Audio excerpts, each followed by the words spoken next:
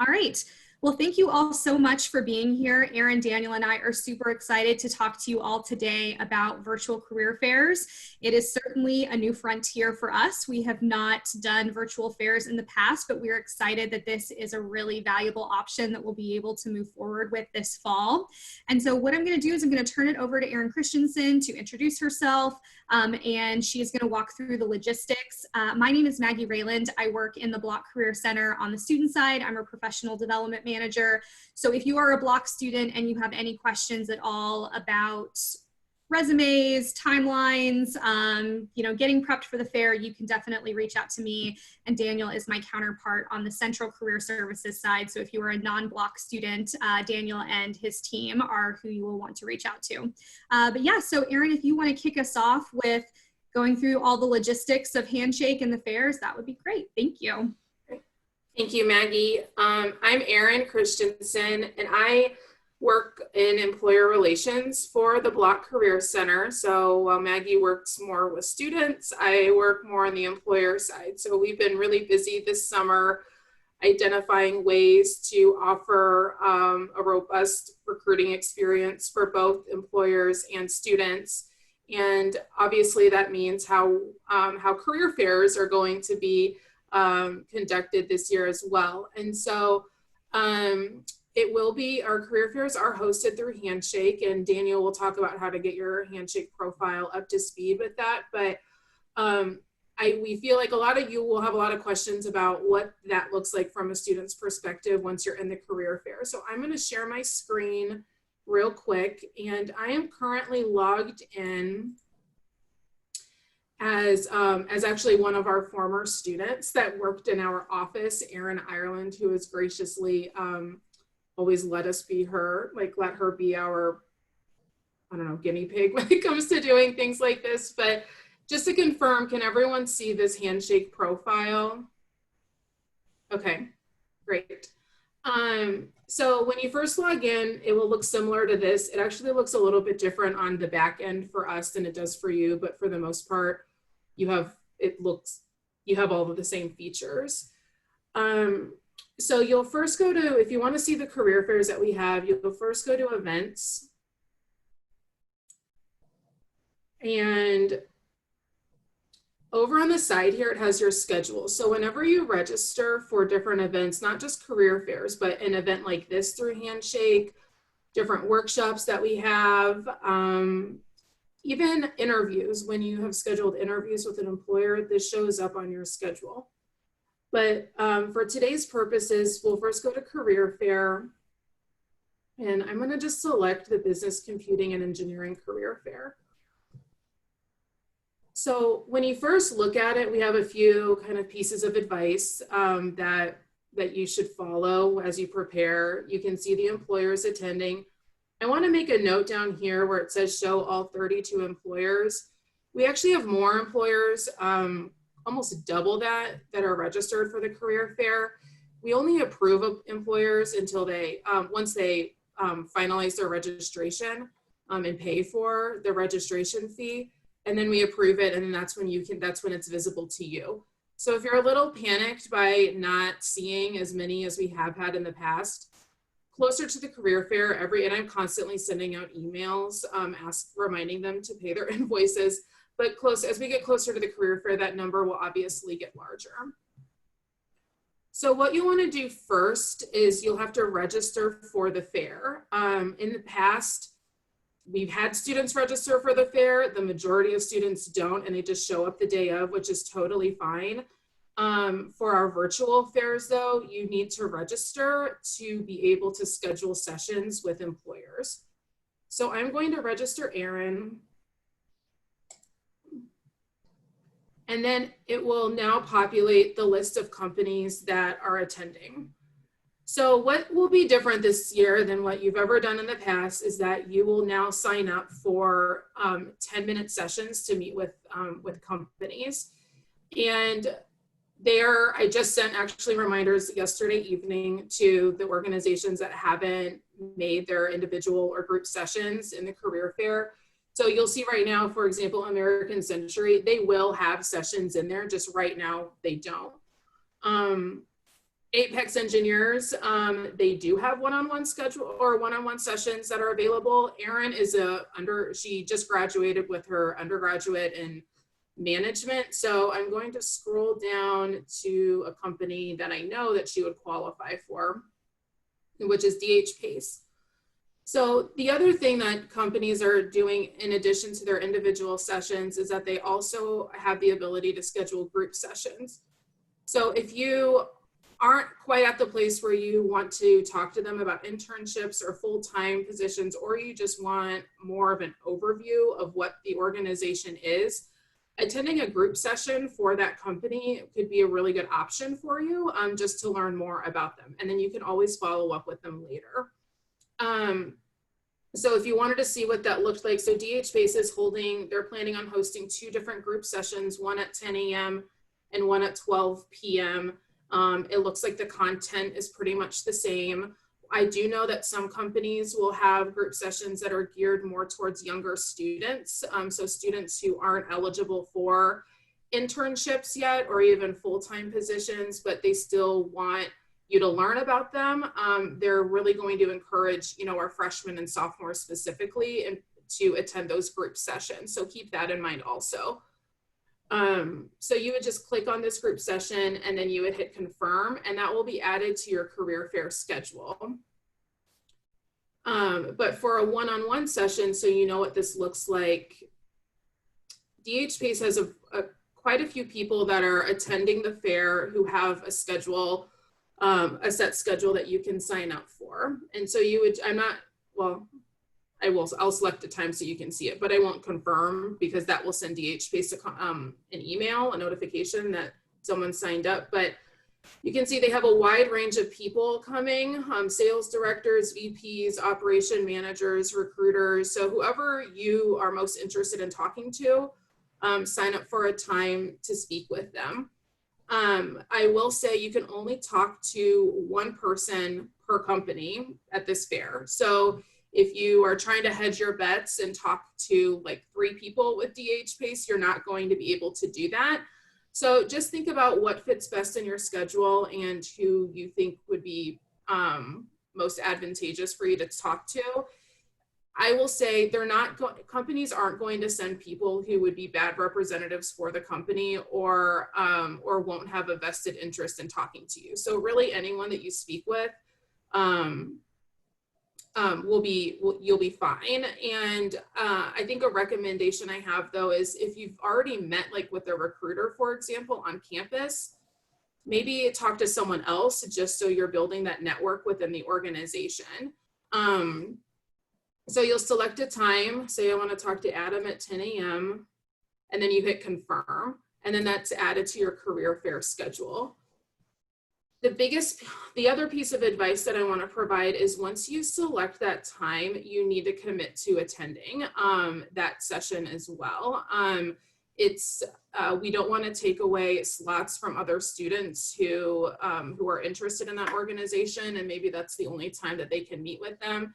It also will give that company a really bad impression of you if you don't show up for that time. So you do have the ability to change your schedule as it gets closer. So if you are signing up for times now and it changes, but as you get closer to the fair, you just want to make sure that you are committed to that schedule because there will be fewer and fewer options for other students to sign up for times as we get closer as well. And if you forget what times you signed, you should be getting an email reminder with all of your schedules as well. But if you forget what you signed up for, they will populate over here on the right-hand side under your sessions. And what it will look like is there will be a link there, and it will be very similar to Zoom. It will all be video.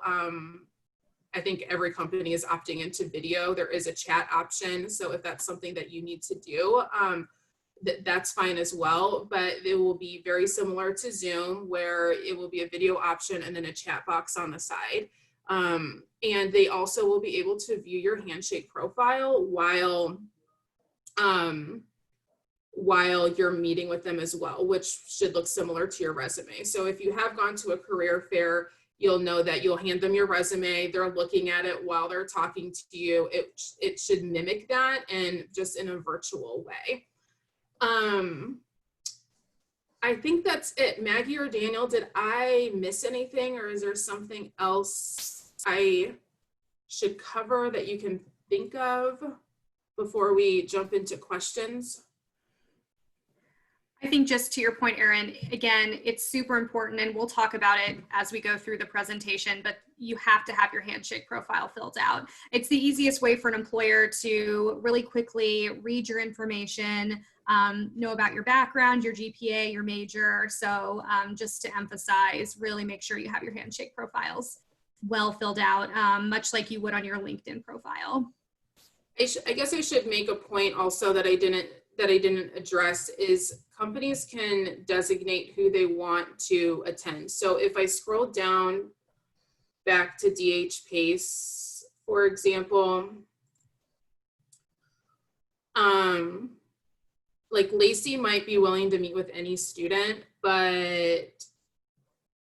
and I don't know if DH Pace is a great example of this, but they have the most robust schedule right now. But Jonathan, and they would indicate this if this were the case, but Jonathan might only be interested in talking to finance students or accounting students. So when they build those schedules out, they can customize it based off of what their hiring needs are and what departments they're representing as well. So that's another reason why your profile should be as up to date as possible, because they can drill it down to like even GPA and your major, and then what year you are in school. So make sure, like Maggie said, all of that is totally up to date, because on the back end, when employers are developing these schedules, they can they can designate who is talking, or who they would be interested in talking to. And the only additional thing that I wanted to further emphasize, Erin, you did a great job of emphasizing this, but definitely commit to that time that you selected to. I like to think of these as, what if you didn't show up to an interview? They're going to remember that. You're signing up for a 10-minute time slot. If you don't sign up to that, that's 10 minutes for them of their time that has been wasted, that they can't refill that day. So if you're going to select a time, commit to that and make sure that you attend that session. I would say also, if you're going in there today and you're making selections for different schedules, it is really important that you stick to that time as best as you can, because if it's just a couple of days before the fair and you decide, oh, I can't do that time anymore, and you go in and cancel out that time and try to sign up for a new time, it's very likely that there will be very limited availability, if any.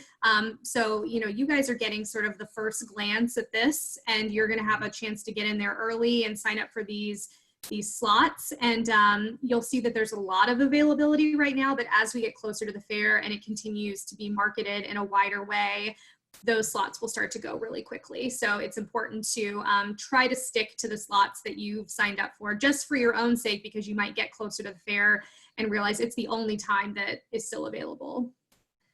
And then Erin, we do have a question. So just as a clarification, students can sign up for both a group session and one individual session, or one or the other? Yep, students can do both. So that's the only time that you would be able to interact with a company more than once, is if you do a group session and an individual session. Perfect. And a group, just so you know what that format looks like, a group session, it can be up to 30 minutes long and up to 50 students. So if that is something of interest to you, you'll want to RSVP for those group sessions sooner rather than later, before they fill up.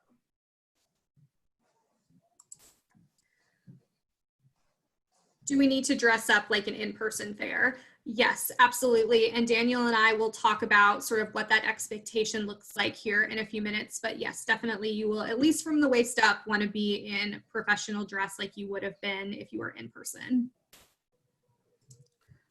Maggie, there was one question in the chat, and that was, should I have a copy of my resume ready during the fair when they will have the ability to look at the Handshake account?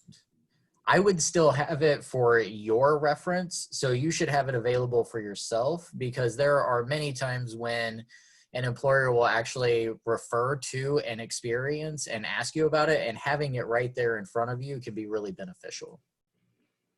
Try not to read from it though. That can be one trap of having something sitting in front of you that you end up reading instead of talking about it, when you should be able to recall that experience, that job. So maybe even read it ahead of time just to be prepared. And if it's uploaded to your Handshake profile and it's visible, you've selected it as visible to employers, they'll be able to access that document as well. So in addition to being able to read your Handshake profile, they'll also be able to access a copy of your resume so that they can see both. And then Monica, your question about how to do a professional background on Zoom, it's under your video settings. So that little arrow that's by the stop video button on your Zoom window, if you click on that, and then you click on, let's see, choose virtual background, it'll have you walk through the steps. I know it depends sort of on your laptop configuration. For instance, I know that on my work laptop, which is a Dell, I can do it with no problems, but sometimes when I try to do it on my Mac, it's not as easy to set up, so you'll just need to play with the settings. If you can't do a virtual background, which Daniel and I are going to talk about more so in the how to prepare, just make sure it's a really neutral background that, you know, is not distracting to the employer.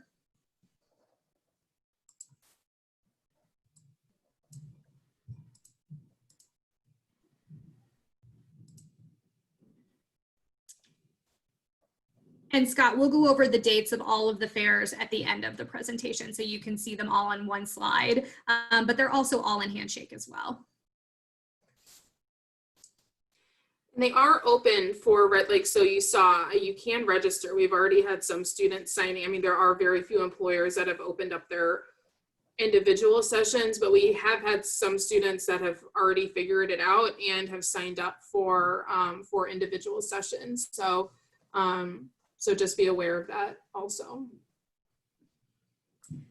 Any other logistic questions before we jump into the sort of how to prepare? And if anything comes up, you know, definitely submit it and we'll answer it. We're not going to let Erin go away before we get all of your questions answered. Nope, she's stuck.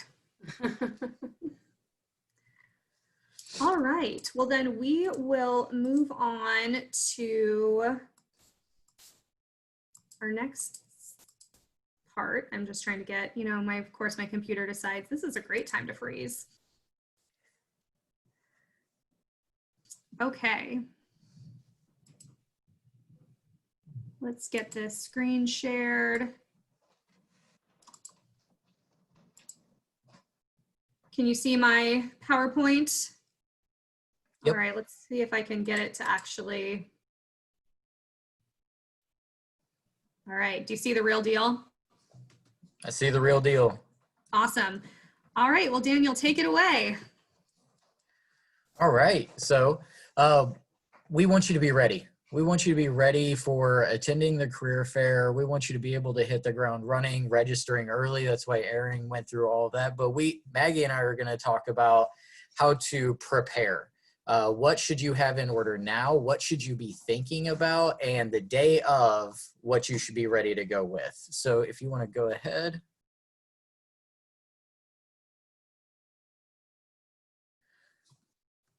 And I need to move mine. So. Did it move? It did. It just did. Okay. Sorry. So you're signing up for 10-minute time slots for each company you wish to speak to. So this is, and again, I'm going to try not to use too much of my dual screen so that way I'm not looking completely away. But again, treat this like an interview. If you think of a traditional career fair that you're going to go to, that you walk into, there's going to be long lines. And by the time you get to the front of that line, you're going to have 30 seconds to maybe a minute and a half to really have a conversation and to talk about what qualifies you for this position, to give your elevator pitch, and then to get some information from them. 10 minutes is a long time. So this is one of the biggest reasons that we want you to be prepared. We want you to be prepared with questions, with research, all kinds of things, and I'm going to talk about each of these, but ready for a conversation and treat it like a mini interview. Be ready for that.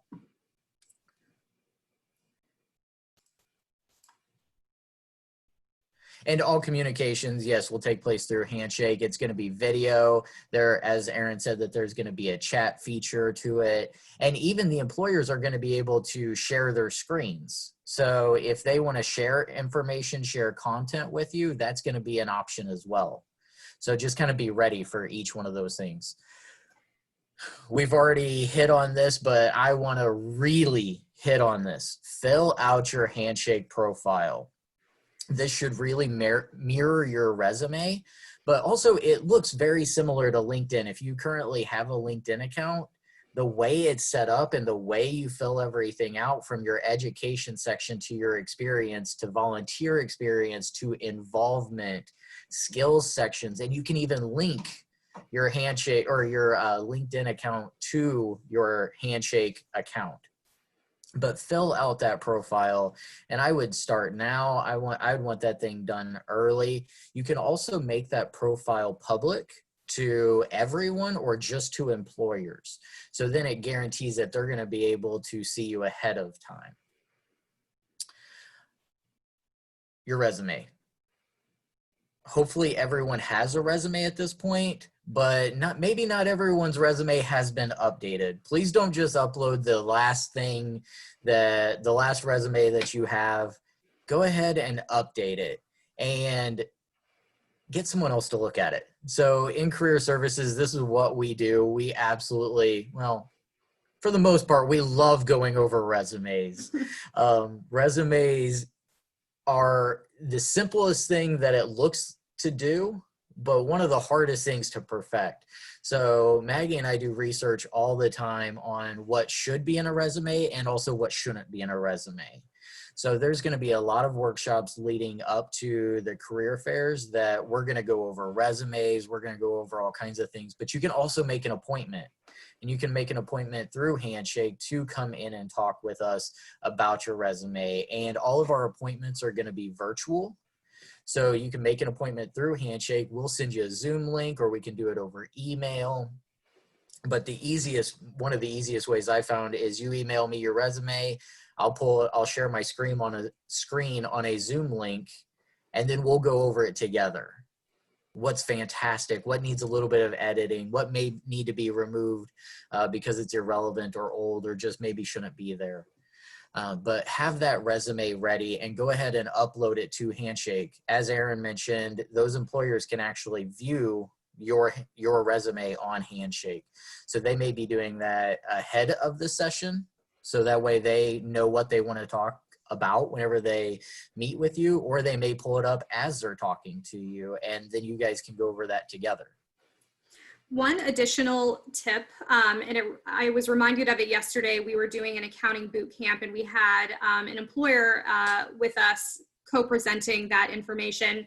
And she reiterated to our students, which I think is such an important tip, if the companies that you're meeting with at the career fair already have their internships or full-time jobs posted on Handshake, go ahead and apply, because it is the perfect way to start a conversation, to be sort of that icebreaker, get the conversation rolling. You know, I'm so excited to talk to you today. I'm really interested in your company. I actually just last week went ahead and applied for your internship program. And, you know, I would love to learn more about it and to talk to you more about the company. And so it's just like this really easy, nice way to kind of break the ice.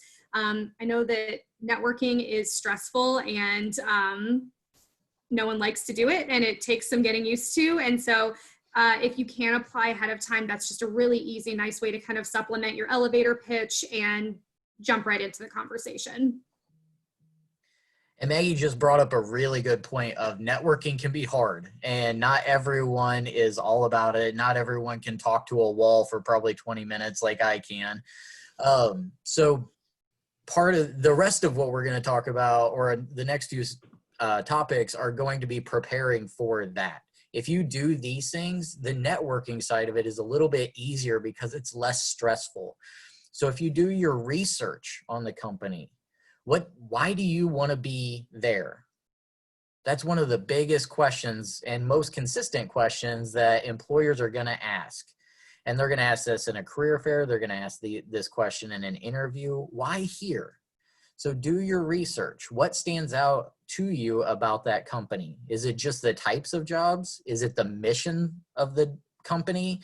Is it their community involvement? All of those can be really relevant things to talk about when they say, why here?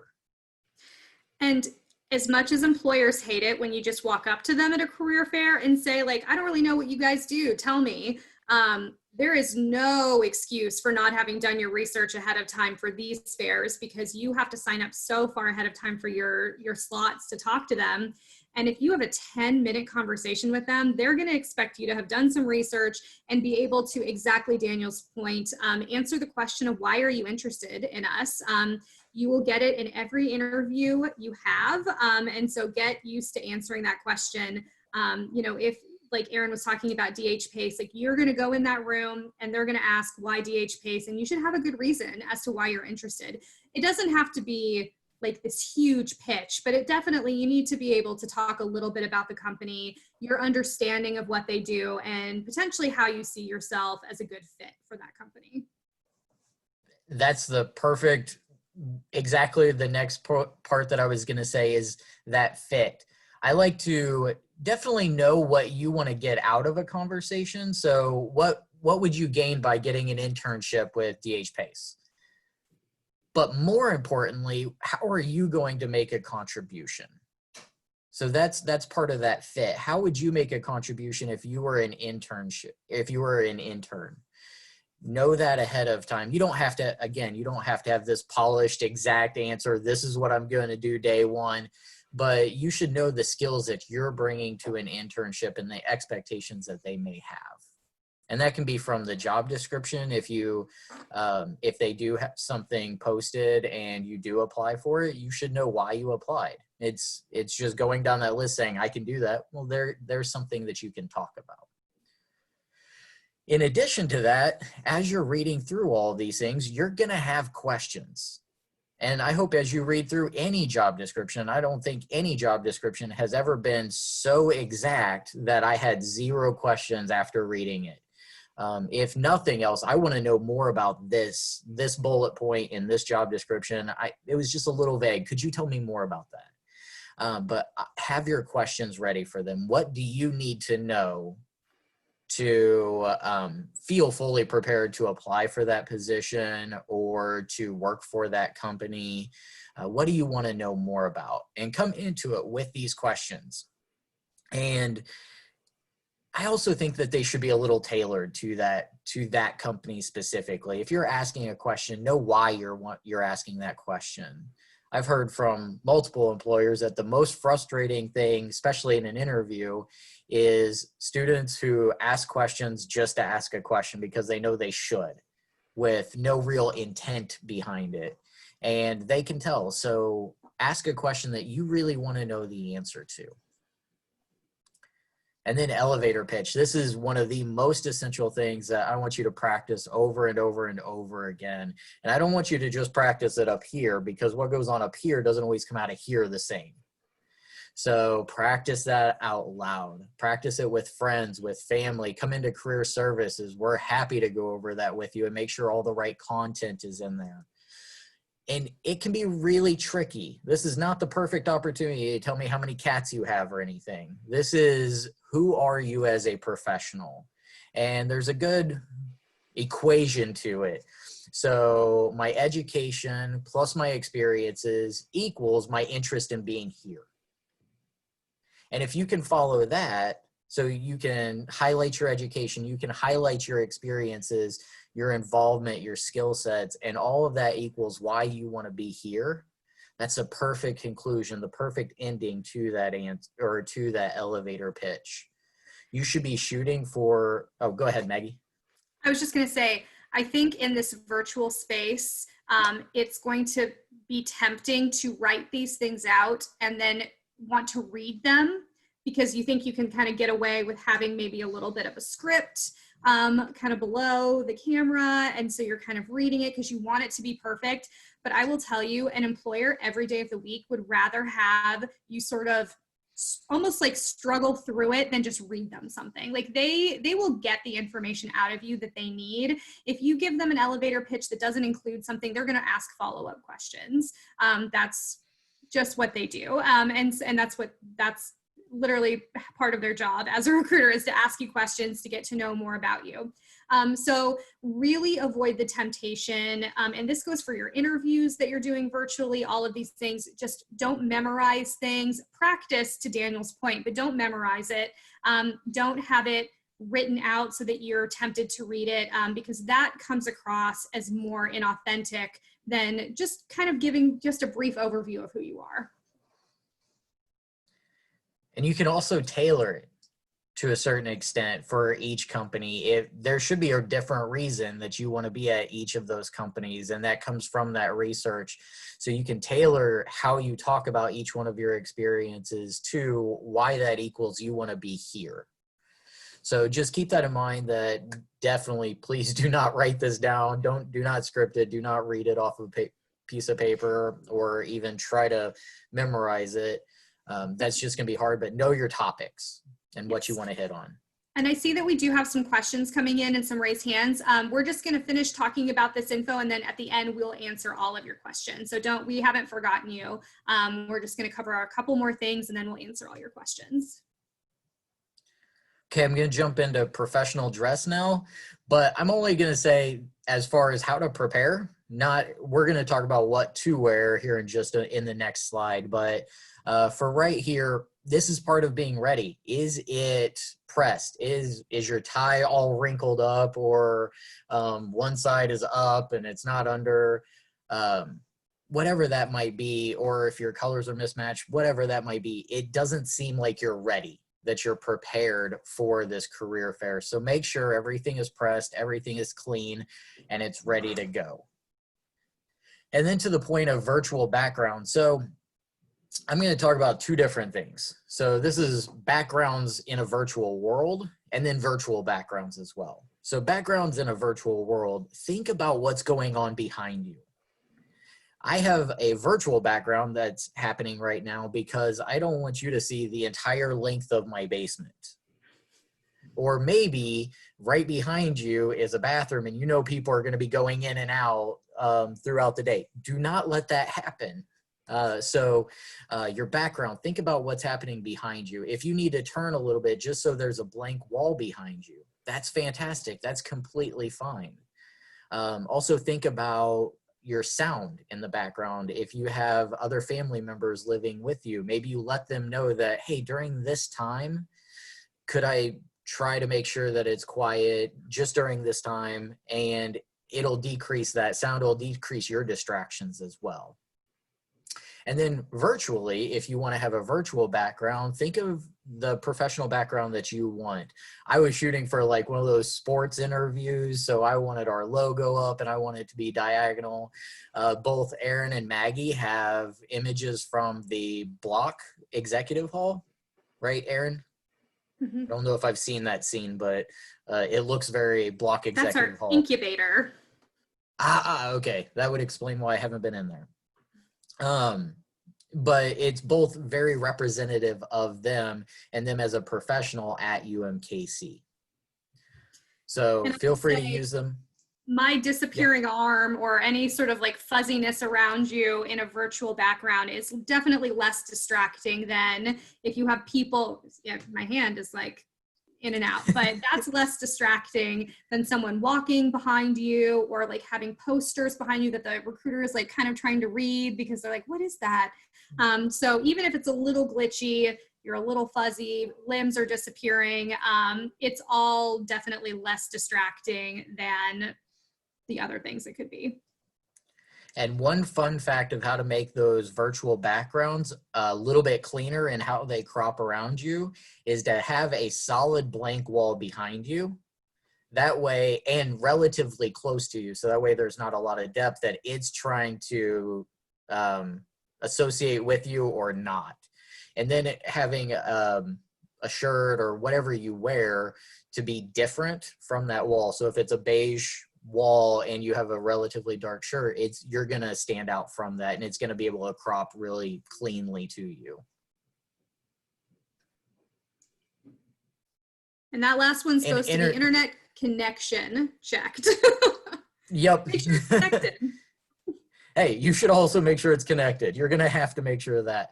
But also think about your internet connection. If you've been on Zoom videos and you know that your Wi-Fi can be a little shoddy, maybe if you have the option, hardwire it. Or if you have two different internet, so we have a regular Wi-Fi and then a Wi-Fi 5G.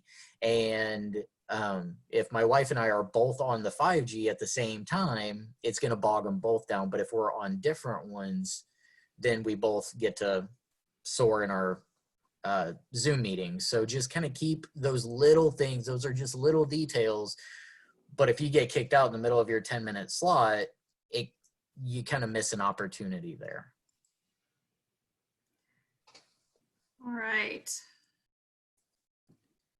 And then professional dress. You definitely have to be dressed professionally from the waist up.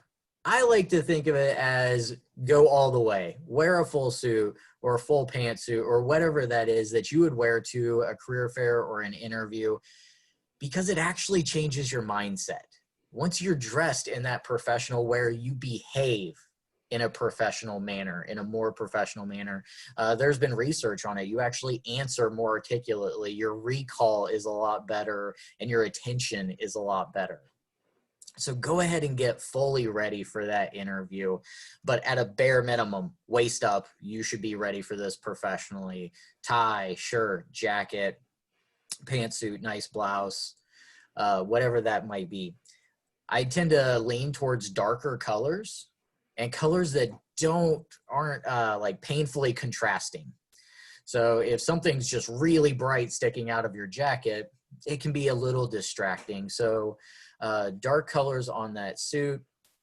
And then for a shirt and tie combo, if you have a patterned tie, I tend to stick with a solid shirt. If you have a patterned shirt, I tend to stick with a solid tie. You don't want conflicting patterns making your interviewer dizzy because it's an optical illusion. And especially in video, I actually have a striped shirt that I recorded a video of me doing an interview, and the whole time it was just waving. I wasn't moving at all, but because of the camera and the pixels and everything else, it just looked like it was waving the whole time.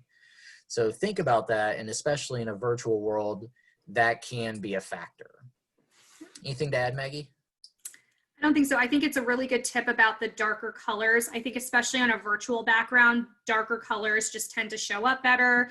The lighter the suit or the shirt underneath, the more washed out you might look. So check your lighting as well as you're setting this all up. But yeah, no, I think it was a good point. Just make sure you're wearing a jacket. I know it's probably not the most comfortable thing to have to sit in a chair for, several hours and do your Zoom calls or your calls for the career fair, but it really just will elevate your look, and the recruiters will appreciate the effort that you put into meeting this fair with the level of professionalism that you would have had you done it in person. Maggie, I'm going to ask a question real quick, just because and it's something I haven't thought of yet, and I just wanted to brainstorm it real quick. Sure. I guess live recording. So at a career fair, generally your jacket's always buttoned because you're walking around. However, we're sitting in chairs, and traditionally whenever you sit down, you unbutton that jacket because it makes some bulges. How do you feel about that in a virtual? Do you think open or buttoned? Oh, I think you have to have it open. I think if you had it buttoned, It could create weird lines, and it could bunch up like at your shoulders. And yeah, I would definitely say definitely unbutton the jacket. I agree completely. I just wanted your thoughts as well. Yeah. Okay, so we have, go ahead. No, it's all you. We have a ton of career fairs coming up. So we're starting off the semester with an on-campus jobs fair. So work, study, on campus, and even part-time employment that is off campus, but in the local area, so students can easily commute to it. And then Maggie, you want to talk about the next couple? Yeah, so then we also have our accounting career fair and our general business computing and engineering fair coming up. So that accounting fair will be on Thursday, September 10th from 4 to 6. That's basically the general time frame that it would have been in person too. We didn't change the time frames at all. So whatever you were used to attending in the past, you'll find that the times are aligned with that now.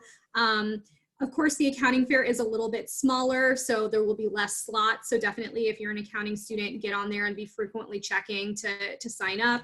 And then our big fair will be Wednesday, September 16th from 10 to 2. You will notice that, again, to Erin's point earlier, there will be lots of opportunities to do the group sessions if you might be a little on the younger side, but you still want to sort of get familiar with what a fair is all about. I think that's going to be an excellent opportunity for you to dip your toe in. Daniel and I will also be doing a ton of workshops at the beginning of the semester. I'm doing a series of sort of welcome to career services, where a large component of that is the fairs. I'm also doing like how to work a virtual fair workshops the week before. So there will be ample opportunities from both Bloch and Central to do some additional programming. And then there is also a ton of availability for appointments with us and Handshake. So that becomes a little bit less so as we move over the next couple of weeks. So definitely schedule an appointment pretty soon with us so we can get you prepared. But yeah, so through Bloch, these are the two big fairs that we have coming up in mid-September. And just to add to Maggie's point about availability, we also have student employees, so your peers, that we are training to be able to talk about all these different resume techniques and really how to represent your experience to its fullest. And you're going to be able to make an appointment with those peer career coaches and really just be able to dig into it before getting to Maggie or I. We also have the Nursing and Health Sciences Career Fair. So this is really what it represents. So nursing students and health sciences majors, but also it's going to be open to any student. So there's going to be all kinds of positions represented from a medical aspect, but even those bigger hospitals, they have all levels of employment opportunities. So all of our career fairs are open to anyone. There's some that are directed more towards certain majors, so keep that in mind, but they're open to anyone. And we're also going to have a CJC, a criminal justice career fair. And I said a ton of career fairs because this isn't even representing all of the ones we're doing. We're also doing career fairs for pharmacy, for education. So there's going to be a lot of opportunities, and they're all going to be able to be found and registered for in Handshake. Yeah, if they're not on Handshake yet, it just likely means that we're still scheduling them. So to Daniel's point, education, that's something he's working on getting scheduled currently, will likely be in November. And this is, again, just for the fall. So we will have a whole, new crop of fairs coming up in the spring. We are not totally sure yet if those will be virtual or in person, likely virtual, just to sort of prepare sort of your mindsets for that. But yeah, so yeah, we have lots of fairs. So lots of great opportunities to network with employers and really get your resumes out there so that you can secure those internships and full-time jobs. So now we are I'm going to stop sharing and we can open it up to questions. Let's see, what do we have? There's one that's real quick and easy right off the bat. If I graduated last year, can I still attend and apply for jobs? For sure. You can attend all of our career fairs. You still have full access to Handshake, and you will have. So at Career Services, we serve current students and alumni. So from here till forever, you can come back and utilize our services. Absolutely. Should our Handshake profile include jobs, volunteer opportunities from high school? So that's a great point. And kind of the nice thing actually about Handshake and LinkedIn, unlike a resume, which we want you to really keep to one page, your Handshake profile, your LinkedIn profile. There is no cap on the length that those profiles can be. So if it's somewhat relevant, like if you were really involved in high school, especially if you're a freshman, sophomore and haven't, you know, done a ton of college stuff yet, absolutely. Put volunteer experience, put leadership. If you worked in high school, put that on there. That can be very robust because again, there's no real space limit. Once you start getting into more of your resume and you start moving into being an upperclassman, junior, senior level, Daniel and I are going to recommend that you start taking a lot of that high school information off. But certainly on Handshake and LinkedIn, definitely go for it. And one other thing to add for that is a lot of students forget their dual credit or additional training. So if you were doing a VOTEC program, sometimes you're an engineering major and you were learning programming languages. That's still highly relevant. So that should be represented even though that's from high school. So who would I contact to see if any of the jobs would be virtual for the first fair? So that's a good question too. That is probably very TBD. I don't know that any company is, I think every company that it's recruiting at the fair pretty much anticipates that the jobs are going to be in person to some extent, because most of the jobs that the recruiters are doing for like the big business fair and at least like accounting and nursing and things that they're actually recruiting for in the future. So for instance, if you're a junior and you're applying for an internship, it likely won't be until the next summer. If it's for full time and you're a December grad, it wouldn't be for until January. If you're a May grad, it wouldn't be for until the following summer. Now for that work study part-time fair, they should know like right off the bat whether or not that position is going to be virtual or in person. So we don't maintain a list of those things. It'll be really up to you to ask each organization that you chat with sort of where they see their COVID planning going in terms of things being in person or virtual. So as far as the list of companies, that is going to be on your Handshake account when you register for the career fair. You're going to be able to see all of the companies attending and also what their sessions look like. All of that information is going to be right there. Anything to add to that, Aaron? Sorry, I was trying to unmute myself. Yeah, Daniel, you're right. Most companies will have positions posted. That's our biggest piece of advice when working with them, is that they have positions, either full-time or internships, posted when they're attending the career fair. Some won't though. So that you just kind of have to do your own research and see, you know, what they typically hire for. And it just depends on, some are here to build a pipeline because they know that they'll have openings in the future. Some they're actively recruiting for openings either now or in the future. So you'll just, for the ones that don't have anything posted, you'll just have to do your research to see what they typically hire for right out of college. And in the past, Aaron, companies have put on their registrations if they're looking for internships and full-time versus one or the other. Is that still the case? Yes. Yeah. Okay. So you'll be able to see, if you go in there, you can filter it by companies that are hiring just interns, like just for interns or just for full-time or both. So that's, yep, that's still the case. So Joe, your question about, is it better to space out your time slot so you have a little breathing room in between versus like having them stacked? That is totally a personal choice. I mean, it really comes down to how many companies you want to talk to and their availability. If you want to talk to 20 companies, you might need to stack them a little bit more. I do think our employers are going to be somewhat understanding if you come in and you're 1 minute late because another conversation ran a little long. But for the most part, those employers are also going to be stacked back to back, so they're going to keep it pretty succinct. So it really, again, comes down to a personal decision, whether or not you want a few minutes in between to kind of take a breather, maybe take some notes about the conversation that you just had, next steps, or if you just want to, you know, if your class schedule is really hectic that day, you might have to kind of do them back to back in an hour-long period of time. So really, it's up to you. I'm going to tackle the facial hair question real quick. Yeah, please. And it says, would well-groomed be more professional than clean-shaven? I don't think either way is more or less professional, but if you have facial hair, it should be well groomed. Your lines should be good. You should clean up above, be ready for it. And if it needs trim, knock it down a little bit. But also if you want to go clean shaven, it's not more or less professional either direction. And especially in 2020 and since 2018, really, facial hair has become very accepted in the professional world, but it still needs to look professional. It still needs to be clean lines, shorter, tighter cropped. If it comes way down, it tends to go wherever it wants. So keep that in mind. Make sure it's tight and right.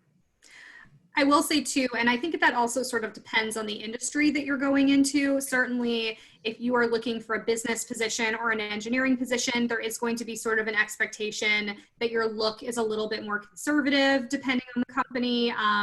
If you're going into something else where it's a more creative type of a role, maybe that's, you know, a little bit of a difference in how you have to sort of project yourself. But honestly, being, you know, well groomed and on the more conservative side is never going to be a bad thing for really anyone.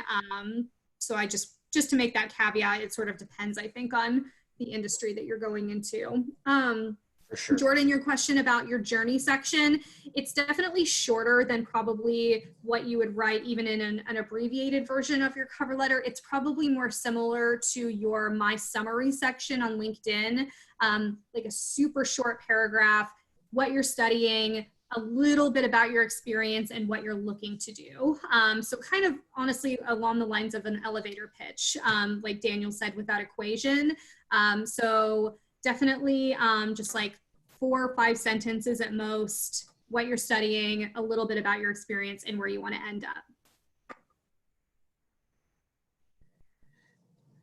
I think what we were saying about scheduling ahead of time is that you're going to get your time slots ahead of time. There's going to be more options. So if you're trying to schedule as many as possible or schedule with the company that you want at the certain times, you should be doing that ahead of time, because the day of it's going to fill up. But let's say the day of you see that you have a 10-minute time slot and then this company has a 10-minute time slot still available, you're still going to be able to schedule day of as well. But just to get the best time slot or to fit it with your schedule easiest, do it early. We also have a question about, you know, at career fairs, typically, you know, as you're talking to an employer, they will give you printed materials about their company, as well as they will likely sometimes give you free sort of swag items, like branded items that promote their companies. Unfortunately, because this is a virtual career fair, there will not be the opportunity for companies to give you branded items or really even printed materials about their companies. It actually is really nice in some ways because of the cost savings for both us and for companies. We actually are looking to have companies come to our fairs that might not have been able to in the past because of their, you know, recruiting budgets. So it is, you know, a bummer in some ways because you're not getting as much of the cool, like company branded stuff as you walk around the fair, but it is great in that the opportunities for companies who might not have recruited at UMKC before have increased because they are able to fit us into their recruiting budgets for the fall. So that's really something that we're very excited about and we think will be great for the students. Okay, so this is a question about credits. For spring, if you're graduating in May 2021, if you're looking for things post-May, I would do more full-time, but if you're looking for something that might start in January, it kind of depends on the company. And Daniel, you have a different perspective because you meet with different majors, but in business, some companies will not allow you to start working until you finish the degree. If the degree is a requirement for that position, they would not consider you until May. So an internship might be a good idea for something to do initially in the spring, but it really depends on the company. It really does, and the type of the position, so the company and the type of the position. So if it's a position that you have to be licensed for and you can't get that license until you complete a degree program, you shouldn't be applying for full-time positions. However, there are some companies that are completely open to hiring you full-time, even though you have three credit hours left. So that's one class, and you could even do that in the evening, so you could work full-time during the day. Yeah, a lot of companies are going to be fine with that. But it's based on the position, it's based on the company. Yep. The question about if you're graduating summer 2021, when can you start looking for full-time jobs? It depends on the industry and the types of companies that you're looking for. If you are interested in business or engineering, yes, you can start looking in the fall because they recruit a year out. If you are an August graduate and you couldn't start working until August or September, spring might be a better time to start looking, or if you're in a different field that doesn't do traditional campus recruiting.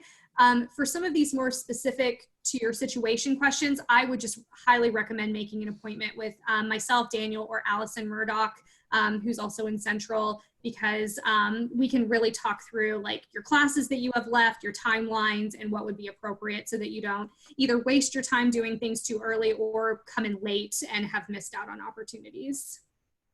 And depending on if you're an international student, a lot of times the CPT and OPT requirements will dictate when you can apply and when you can't apply. Sometimes you have to have something lined up ahead of time.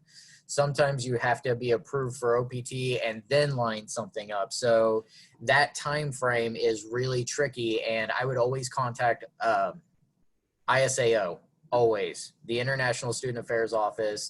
They know all of the legal requirements for work visas and everything else. Yeah. So the question about when I should start looking, when should I start looking for an internship?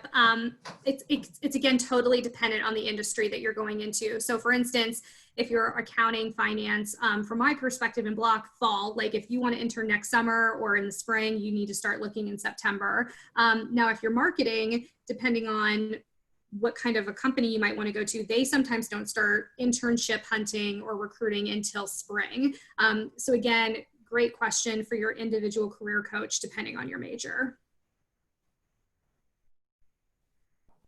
Yes, definitely add coursework. For some companies, for internships, they want to see that you have taken certain classes before they will consider you for an internship. So definitely put your core classes on your Handshake profile.